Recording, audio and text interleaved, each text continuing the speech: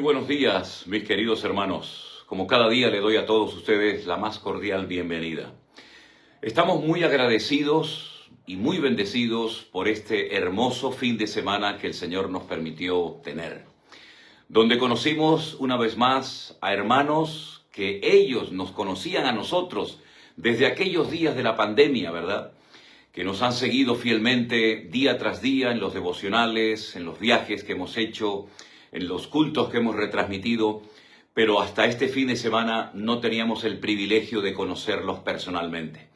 Hermanos que han venido de muy lejos, conduciendo muchas horas para poder venir al culto en nuestra iglesia en Javi, aquí en Alicante, y tuvimos realmente un fin de semana muy bendecido, muy contento, y estamos expectantes por todo lo que durante esta semana el Señor estará trayendo a nuestras vidas. Hermanos queridos, Dios es bueno y para siempre es su misericordia. Y no lo decimos por decir, sino porque realmente es así y porque lo podemos comprobar todos los días de nuestra vida.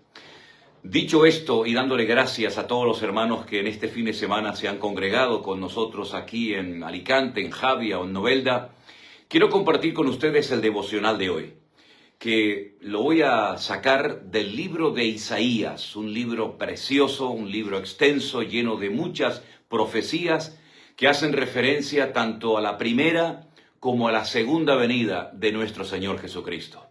En esta ocasión, en el capítulo 43, los versículos 12 y 13, leemos lo siguiente.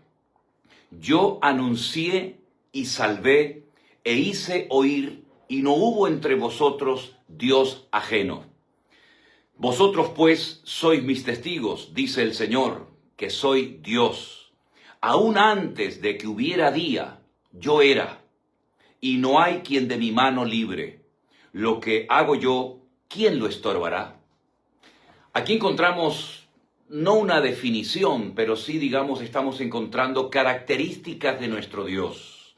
Dios eterno, un Dios todopoderoso, un Dios soberano que hace las cosas, por supuesto, siempre para nuestro provecho, para nuestro beneficio, pero que hace las cosas sin tener que pedirle consulta ni consejo a nadie, porque no hay otro como Él.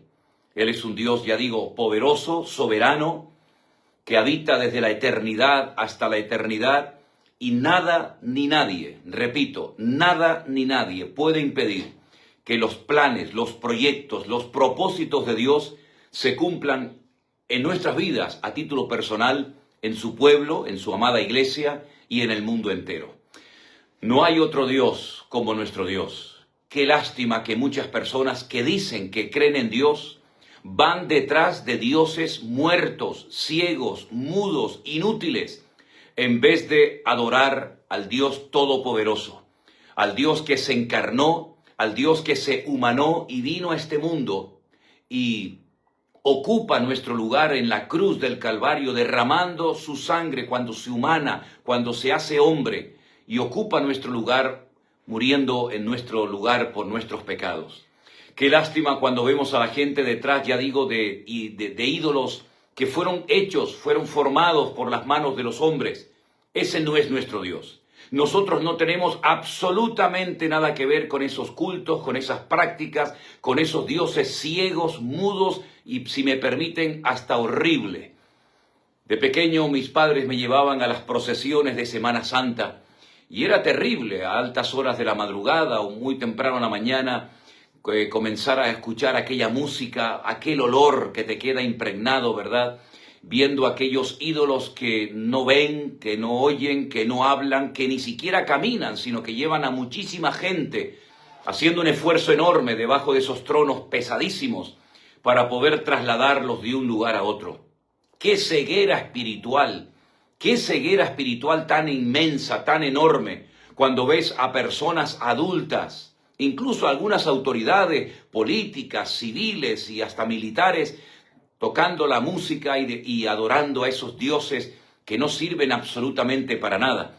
Bueno, no es la primera vez que en una procesión un santo o una virgen se cae al suelo porque los que la llevaban tropezaron y cayó y se rompió en 1000 pedazos. Pero aún así la levantan, la vuelven a colocar en el pedestal o donde sea y siguen adelante como si nada hubiera ocurrido. La ceguera espiritual es enorme por parte de miles y millones de personas, que algunos no entienden que Dios no tiene nada que ver con esos cultos de idolatría, abominación totalmente delante de Dios, y otros sí entienden, pero a esos dioses que tú cargas, que tú llevas, que tú trasladas de un lugar a otro, no tienes que rendirle cuentas. Sin embargo, al Dios vivo y verdadero, al que te ve, al que te oye, al que te conoce, a ese Dios, claro que hay que rendirle cuentas y someterte a Él, porque si crees que hay un Dios, una autoridad por encima de tu cabeza, pues lógicamente tienes que reconocer que eres una criatura 100% dependiente de ese Dios poderoso y al cual tienes que rendirle cuentas. Y eso no todo el mundo lo quiere hacer. Hermanos queridos, tenemos un Dios poderoso, mucho más poderoso que cualquier desánimo, cualquier problema, lucha, prueba o depresión que cualquier persona pueda atravesar. Tenemos un Dios poderoso que ha prometido hacer acto de presencia y estar con nosotros y en nosotros todos los días hasta el fin del mundo. Mi pregunta es, ¿conoces a ese Dios? ¿Qué conoces tú de Dios? ¿Cómo podrías describir a tu Dios? ¿Qué es lo que es capaz de hacer? ¿Qué es lo que le agrada? ¿Qué es lo que aborrece y abomina? ¿Conoces verdaderamente a Dios? ¿O tal vez conoces a ese Dios muerto, inútil y lejano de la religión que no sirve absolutamente para nada? ¿Cómo es tu Dios? ¿Cómo lo definirías? ¿Estás enamorado de Él? ¿Le estás sirviendo a Él? Porque si conoces a Dios, te vas a dar cuenta al poco tiempo que Él en su palabra dice que al Señor tu Dios adorarás y a Él solo servirás. Bueno, puede ser que le estés adorando, pero la pregunta es, ¿y le estás sirviendo? Y si le estás sirviendo o estás haciendo algo para Él, ¿tienes la seguridad, tienes la paz en tu corazón que lo que estás haciendo le agrada a Él? O tal vez Él nunca te ha pedido que hagas lo que estás haciendo ni compartas lo que estás compartiendo. Para eso tenemos la Biblia, lo hemos dicho en multitud de ocasiones y lo vuelvo a reiterar en esta ocasión. La palabra de Dios es el manual que nos indica a nosotros como creyentes si lo que estoy haciendo le agrada a Dios, si es de su voluntad o tal vez es todo lo contrario. Por eso les animo a leer la Biblia. Bájela de la estantería, quítele el polvo, quítele las telarañas y comience a leer la palabra de Dios. Y en ella usted podrá encontrar cuál es la voluntad de Dios para su vida, qué es lo que pide de usted, qué es lo que usted tiene que rechazar, qué es lo que tiene que aceptar, etcétera, etcétera.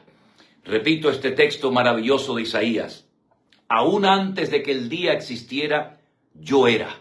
La existencia de Dios, por supuesto, va mucho más allá que un día, que el sol, la luna o la misma creación del ser humano. Y no hay quien de mi mano libre lo que yo hago, ¿quién lo estorbará? Nadie puede impedir, nadie puede obstaculizar los planes de Dios. El hombre, en muchas ocasiones y de muchas formas y maneras, ha intentado desacreditar a Dios, ha intentado desplazar a Dios, pero todos los intentos que ha hecho son totalmente vanos e inútiles. Nuestro Dios vivía antes de nuestra existencia y seguirá viviendo después de que nosotros hayamos partido de este mundo. Yo le invito a que usted abra su corazón y le diga a ese Dios vivo y poderoso que le oye y que le ve, quiero conocerte, quiero entregarme a ti y quiero servirte con toda mi alma y con todo mi corazón. ¿Qué les parece si juntos oramos, mis queridos hermanos? Vamos a hacerlo. Padre Celestial, gracias porque tú oyes la oración de tu pueblo. Tú no eres un Dios sordo como los ídolos de las naciones. Tú no eres un Dios mudo. Tú no eres un Dios, Señor, que no estás interesado en nuestras vidas y necesidades, sino todo lo contrario. Tú has demostrado muchas veces que nos amas y que nos quieres bendecir, ayudar y restaurar. Señor, queremos conocerte y servirte cada día mejor. Guárdanos en este día, Dios mío, de errores, de malas decisiones, de malos pensamientos, de ir por malos caminos que parecen buenos, pero al final son caminos de muerte y de destrucción. Ponemos hoy nuestra vida en tus manos, confiamos plenamente en ti y sabemos que hoy tendremos un día lleno de victoria, de la presencia tuya y de bendición. Y humildemente siempre te pedimos todo en el nombre de nuestro Señor Jesucristo. Amén y amén. Hermanos queridos, Dios les bendiga. Un placer siempre poder estar con todos ustedes. Y para mí es un gozo cuando escucho sus testimonios y cuando conozco personalmente a familias, a hermanos, a jóvenes que nos llevan siguiendo desde hace años. Les agradezco todo el esfuerzo que ustedes hacen para venir al lugar donde estamos en esta ocasión predicando la palabra. Nos veremos mañana, nos encontraremos una vez más mañana en el próximo devocional. Hasta entonces, que Dios nos guarde, que Dios nos use y nos bendiga. Y sigan orando por nosotros. Aquí estamos en Alicante, en nuestra finca en Novelda, preparando a un grupo hermoso de hermanos y de hermanas para que Dios mediante sean obreros activos en la obra del Señor. Estaremos enseñando varias asignaturas y orando y pidiéndole al Señor que ese llamado, que esa carga de servir al Señor se haga patente, se haga realidad en cada uno de ellos. Dios les bendiga. Hasta mañana, si Dios quiere.